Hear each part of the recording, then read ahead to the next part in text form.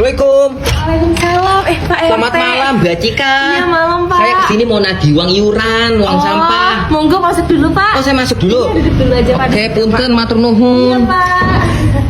Maaf ya, Pak, rumahnya berantakan. Enggak apa-apa, Mbak Cika. Bisa duduk ya, Pak? Oke, siap.